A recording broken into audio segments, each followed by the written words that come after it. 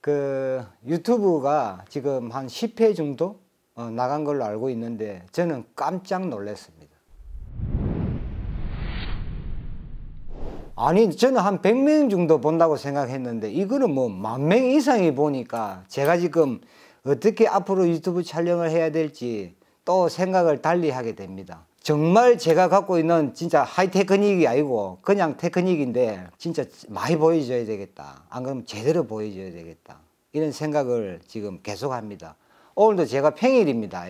일요일날 유튜브 촬영 못합니다. 우리 앵글러 분들이 너무 많이 낚시를 하기 때문에 괜히 촬영한다고 방해될까봐 제가 오늘 회사 문을 닫았습니다. 오늘 하루 돈 안 버려도 된다. 우리 앵글러 분들한테 집중적으로 가르쳐 줘야 되니까 또 하루 문 닫고. 자, 유튜브에 보면 댓글 제가 우리 싹 지나가면서 보는데 계속 못 봅니다. 저도 공장 일이 바빠가지고. 근데 꼭 집어줘야 할 댓글들이 좀 있는 것 같아서 댓글부터 먼저 딱 소화를 시켜주고 진행하도록 하겠습니다. 댓글 전체 좀 보셨잖아요. 예. 좀 어떠셨어요? 그러니까 고마운 댓글도 있고 조금 제가 잘못한 부분을 캐치해주는 댓글도 계시고 한데 제가 꼭 집어드려야 될 댓글들이 있습니다. 우리 농담으로 하시는 분들도 많이 있는데 제가 보니까 이거는 그 회사에서 나오는 그 시스템이기 때문에 이런 거는 제가 꼭 집어줘야 됩니다.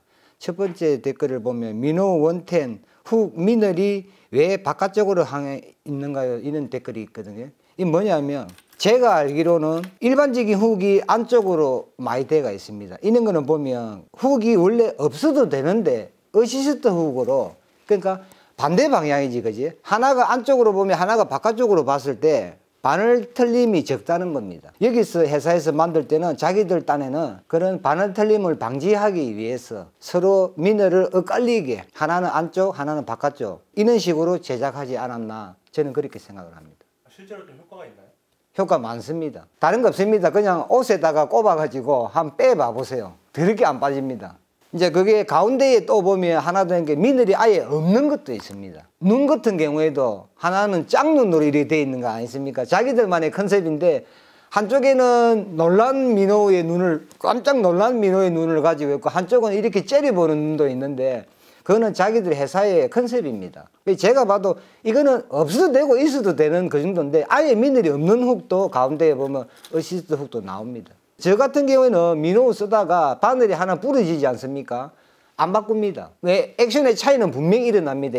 특히 서스펜드는 깔아앉거나 뜨거나 다른 훅을 달면. 근데 하나 부러지면 걸릴 확률도 적겠지? 아주 좋게 생각합니다. 근데 그 대신에 내가 그 정도의 브레이크나 깔아앉을 때는 알아서 액션을 주면 얼마든지 띄울 수도 있고 더 깔아앉힐 수도 있기 때문에 이런 거에 너무 예민하게 하지 마세요. 그러면 낚시는 스트레스 풀라고 하는 겁니다. 스트레스 더 받습니다.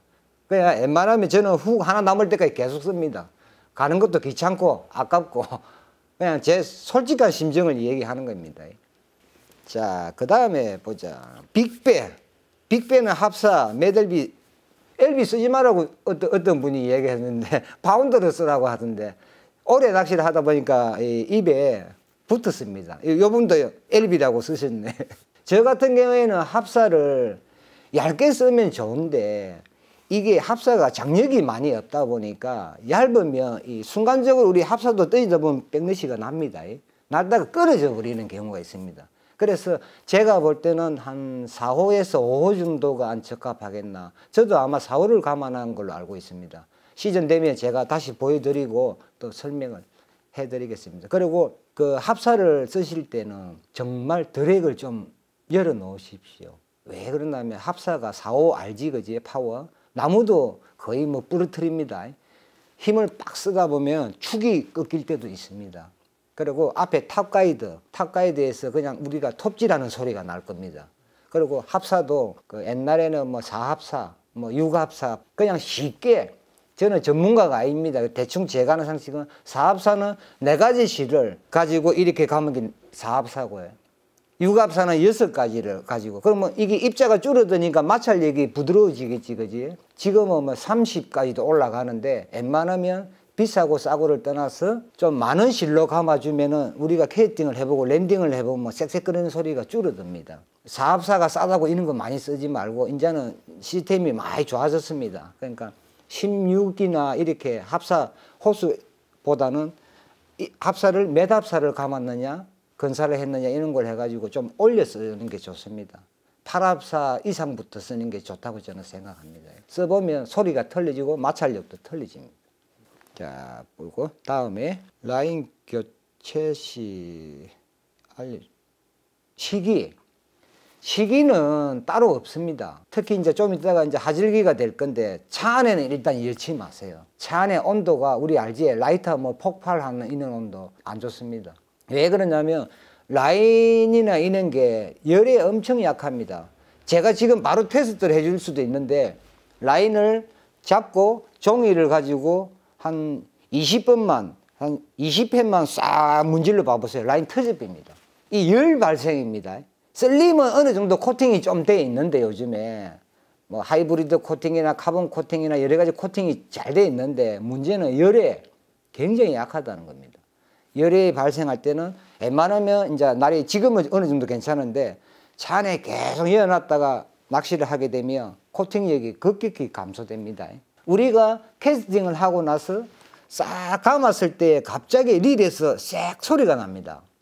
이게 라인이 나간 겁니다. 라인이 나간 건데 사람들이 아씨 릴이 왜 이리 쌕쌕거리지 모래 들어갔나 이런 생각을 하는데 아닙니다. 내가 라인을 딱 낚싯대 길이 보통 6.6피트면 1m 98 정도가 나오는데 2m 정도 그러니까 낚싯대 길이만치만 다음에 낚시할 때 커팅을 딱 하시고 쓰면은 감아보면 그 소리가 없어집니다. 그러니까 사람들이 지금 착각하는 게 왜 그러냐면 우리가 평소에 캐스팅을 하지 않습니까? 그러면 각도가 아주 원만하게 날아가는데 마지막에 왔을 때는 내 루어가 이런 쓰면 이런 수 무게를 달고 그대로 직선으로 올라옵니다. 바로 이 구간입니다. 이 구간. 이해가 갑니까? 그냥 낚시할 때는 소리도 안 납니다. 왜? 줄도 세 줄도 나와 있고 낚싯대도 길이도 있고 각도가 있는데 바로 앞에 왔을 때는 루어 무게 전체를 공중에 떠서 그러니까 물에 저항이 없이 공중에 떠서 감겨 올라갑니다. 그때 코팅이 나간다는 겁니다. 그래서 다음에 낚시를 갔을 때는 낚싯대 길이만치만 커팅을 딱 하고 하면은 쎄 하는 소리가 바로 필드에 가면 한번 느껴보십시오. 바닥에 딱 내놨다가 그대로 감아 보십시오. 쓱 소리가 납니다. 근데 낚싯대 길이만치만 커팅을 하고 다시 묶어가지고 내려갖고 딱 감아 보십시오. 소리 안 납니다. 그러니까 그게 뭐냐면 낚싯대는 사람들이 진동의 생각을 많이 하는데 진동도 있고 울림도 있습니다. 공명. 낚싯대가 제가 답답해서 그러는데 제가 급하게 보여드릴게요. 이 하다 보면 왜 건너뛰게 되면 우리 앵글러 분들이 일할 이거 내가 절대 안 건너뛰고 하나라도 안 놓칩니다. 우리 베이트리를 보면 요 딱 그립 밑에 홀더 앞에 보면 낚싯대가 이렇게 다 파져 있습니다. 이게 뭐냐면 그냥 손잡기 편하라고 해놓은 거 아닙니다. 손을 잡았을 때에 진동과 울림 잡았을 때에 이게서 손으로 감도와 진동을 느끼라고 이걸 베이트는 파는 겁니다. 이게 그냥 파진 게 아닙니다. PD님 내가 신기한 거 한번 보여드릴까요? 낚싯대 딱 그대로 잡아봐 보세요. 잡았습니까? 자, 진동 한번 느껴봐 보세요. 느끼시지? 네. 울림을 한번 느껴보세요. 자, 울때에 되겠습니다. 엄청 세게 울리죠. 이게 뭐냐면 낚싯대가 끝이 얇고 갈수록 이리 나팔같이로 이렇게 넓어집니다. 이게 공명 현상입니다. 우리 앵글러 분들 상대방한테 이렇게 해가지고 그래서 낚싯대를 이렇게 잡으면 내가 손해입니다. 이렇게 잡아도 이게 이 홀더 쪽에 손가락이 가기 때문에 특히 감도 낚시 좋아하시는 분들은 꼭 기본 투그립부터 여기 잡아 주십시오. 요거. 이게 감도를 내가 이리 잡고 있는데 낚싯대를 아무리 좋은 걸 그런 회사 걸 쓰더라도 여기에서 느껴야 되는데 내가 여기 잡고 있으면 이거 대써나면 안 합니다. 그러니까 낚싯대는 진동도 오지만 공명 현상도 일어난다는 거. 최고 제가 지금 설명하고 싶은 거는 이 시스템을 알고 하시라는 겁니다. 그래서 낚싯대 그립은 특히 감도 느끼는 분들은 여기를 꼭 잡아 주십시오. 이게 보기 좋으라고 파지 좋으라고 하는 게 아닙니다. 베이트릴은 어지간하면 이 부분이 다 파져 있습니다. 딱 이렇게 잡으면 장난 아닙니다, 이게. PD님 아까 느껴봤지, 그지? 이게 모르는 사실인데, 뭐 우리 고수분들은 당연히 알지. 제가 지금 말씀드리는 거는 1년 이하, 우리나라는 한 3년이면 다 고수 됩니다. 그러니까 솔직히 배울 게 별로 없습니다. 제가 유튜브를 하는 게 우리 초보 앵글러 분들이 처음에 와가지고 우왕좌왕하고 뭐 어떻게 해야 되지 이럴 때 제가 조금 도움이 되려고 이래 유튜브를 하는 거지, 저는 고수분들에게 가르칠 행편도 안 되고 가르칠 지식도 없습니다. 저보다 지식적으로나 엄청 높은 분들이 많기 때문에 저는 이제 한 1년 되고 몇 개월 된 초보분들이 조금이나마 좀 도움이 되라고 제가 유튜브를 하는 겁니다. 고수분들은 보면 콧방구 끼겠지, 그지? 그러니까 고수분들은 볼 필요가 없습니다. 한 1년 되고 이제 초보분들이 이런 거 보실 때, 아, 이런 게 있구나 알고 하면은 좋다는 겁니다. 그 다음에 모노라인 추천. 이거는 어느 특정 회사에 있는 라인이라서 제가 이 라인이 좋다, 저 라인에서 앞전에도 제가 카본이 좋다, 모노가 좋다, 저는 좋다 소리 안 했습니다. 그 뭐 보니까 뭐 좀 시끄러워졌다고 하는데, 아니, 낚시 뭐라고 했습니까? 제가 절대 정답이 없다고 했습니다. 그냥 본인의 나는 이게 편하더라, 사람이 다 똑같을 수가 없습니다. 지금 보면 카본도 모노와 비중이 거의 같은 수준으로 나오는 것도 있다고 저는 알고 있습니다. 알고 있고, 카본 모노 이런 라인이 추천하는 게 아니라 자기가 자주 가는 낚시점에 가서 라인을 한두 가지나 한 서너 가지만 이렇게 써보십시오. 써보시면 제가 좋다고 추천했는데 본인에게는 절대 안 맞을 수 있습니다. 저는 이걸 회피하는 게 아니라 내 성격에 맞는 라인이 분명히 있습니다. 조금만 이렇게 몇 가지만 써보십시오. 써보시면 충분히 좋은 라인을 만나실 수가 있을 거라고 생각합니다. 베이트에 감겨 있는 거 어디 거예요? 바리바스. 아, 다음에 딱 보니까, 아니 뭐 존경까지 할 필요는 없는데 뭐 또 존경한다고까지 써놨네. 베이트 피네스. 베이트 피네스 참 좋습니다. 저를 찾아와 가지고 베이트 피네스를 물어보는 분들이 겨울철에 굉장히 많습니다.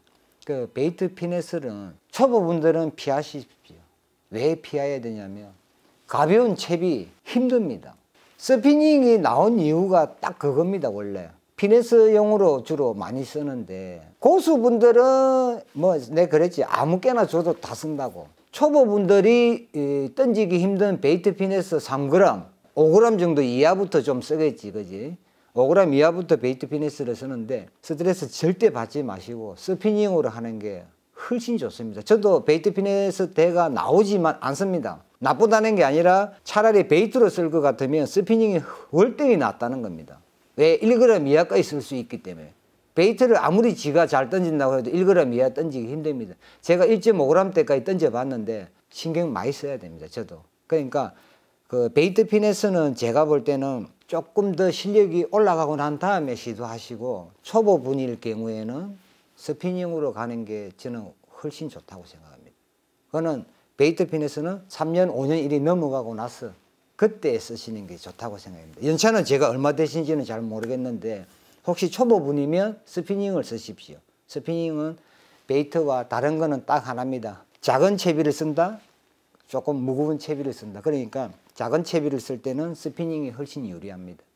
자, 또 보시죠. 아하, 낚시를 하다 보니 엘보가 왔다네. 이분은 큰일 났네. 제가 항상 강조하는 게 인체에 무리가 없는 캐스팅을 하시라고 항상 얘기를 합니다. 제 주변에 보면 그 엘보가 와가지고 병원에 다니면서 뭐 N8로도 쓰고, 오는 팔 나갔다고 N8 쓰고, N8 나갔다고 오는, 아니 평생 해야 되는 낚시인데 벌써 그리 엘보가 와가지고, 그래 엘보가 올 때까지 왜 낚시를 합니까? 제가 안타깝습니다.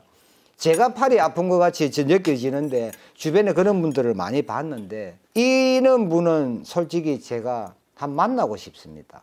어디에 계시는지는 잘 모르겠는데 제가 고마 공장문을 완전히 한 달 동안 닫더라도 이 사람 솔직히 가르쳐 주고 싶습니다. 있습니다. 전혀 무리가 안 가는. 제가 하루에 보팅을 하면 만보기 차고 한번 시도해 본 적이 있습니다. 제가 8,000에서 10,000번을 캐스팅을 해봤습니다. 낚시 오후에 이제 몸 풀리는데 낚시 갈까? 제가 그랬습니다. 제가 낚시 캐스팅을 잘한다는 게 아니라, 지금 우리는 자 이제 30대 분이면 앞으로 30년 40년을 낚시를 할 건데 벌써 뭐 엘보가 오면 뭐 어쩌자는 겁니까? 지금 일상생활에서도 큰일 나는데 지금 엘보 오면 큰일 납니다. 이분은 제가 볼 때 저를 한번 찾아오셔야 될 것 같습니다. 서울에 있더라도 와야 됩니다. 왜 그러냐면 엘보가 어차피 낚시 못 하는데 오십시오. 오면 제가 하루 이틀이라도 희생하겠습니다. 그냥 안타깝네. 제가 보기에는 이거 댓글 이 정말 잘 짜시는데 분명히 오십시오. 안 그러면 제가 뭐 어디 갈 때 한번 만나든지 제가 교정을 꼭 해드리고 싶습니다. 특히 내 그랬지, 그지? 여성분들, 어린이들, 팔목 약한 분들 책임지겠습니다. 이런 분들은 꼭 제가 혹시 지나가다가 눈에 띄면 말씀하시죠. 제가 댓글 달았던 사람이라고. 그럼 제가 다짓기 나누고 가르쳐 드릴 테니까. 이런 분들을 위해서 따로 영상 찍을 겁니다, 제가. 왜 그러냐면 지금 그것도 약해. 약해가지고 안 돼. 더 센 걸로 해가지고 이거는 그만 대충 보면 알겠다 할 정도까지 쉽게 다시 바꿔야 돼. 제가 다시 영상을 하나 만들겠습니다. 초보가 베이터리를 입문할 때 제가 말로 시부리가 안 됩니다.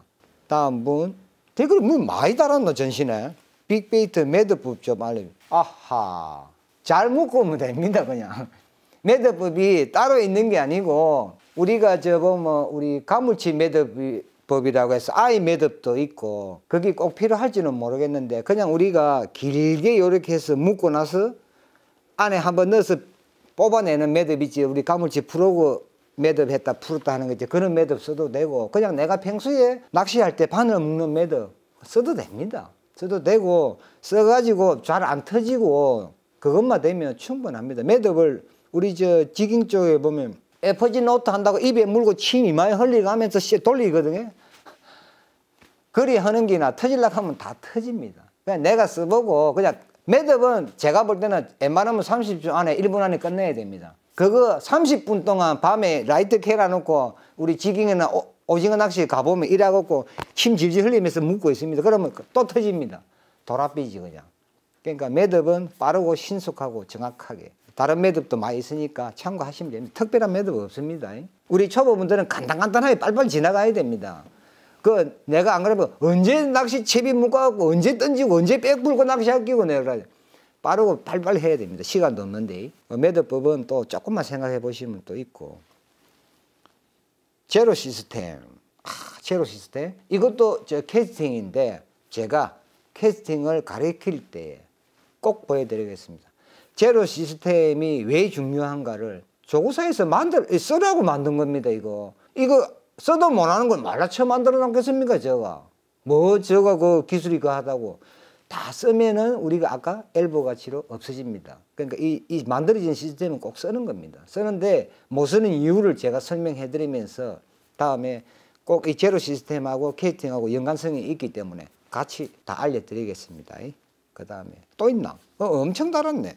루어 낚시의 포인트. 루어 낚시의 포인트. 이거는 1000%입니다. 이거는. 고기 없는 데 가서 저 역시도 맨날 해봐야 헛방입니다. 자, 그래서 이거는 제가 나중에 포인트를 제가 보는 관점에서 자, 제가 여기서 낚시하는 데는 우리 앞마당이니까 손바닥 보듯이 훤하겠지, 그지? 근데 다른 지방에 가서 처음 가가지고 또 낚시를 하려고 하면 이걸 막 가서 아무 데나 할 수 없는 거 아닙니까? 그래서 이거는 제가 조금 남겨두는데 자, 낚시를 배울 때 풍수지리를 배워야 된다. 이게 뭔가? 풍수지리 이게 엄청난 겁니다. 고수분들은 다 압니다. 우리 초보분들은 무슨 낚시하는데 풍수지리까지 쳐나와서 이게 뭐고? 엄청 중요합니다. 고기는 물속에 아무데나 사는 게 아닙니다. 그래서 이 포인트라는 게 굉장히 중요합니다. 내가 어떤 사람은 바로 옆에 열로 던지는데 계속 잡아. 같은 물이야. 10m 밖에 차이가 안 나. 5m 밖에 차이가 안 나. 나는 왜 안 물어? 그게 바로 포인트입니다. 그리고 그게 바로 풍수지리입니다. 이것도 제가 또 그거에만 대해서 설명을 하면 오래 걸리니까 또 그것만 따로 또 요것도 해드릴 테니까 유튜브 계속 시청하십시오. 제가 그래서 이게 한꺼번에 다 조합되어 있는 거다 보니까 따로따로 이 분리 안 해주면 우리 앵글러 분들 안 그래도 정신사나분들 못 찾기 때문에 이것도 제가 따로 제가 이거 굉장히 중요하게 생각하는 부분입니다. 포인트 또 따로 설명해 드리겠습니다. 처음 입문하는 분인데 고민 중 하나가 베이터 장비 사용 시 릴 핸들. 이것도 또 말이 길어지는데 이게 대충 설명하면 안 되기 때문에 참 제가 이 고심을 많이 합니다. 이 베이트 릴이 지금 자연이 있는가 모르겠네. 자연 우엔이 없나? 한번 시다 할까요?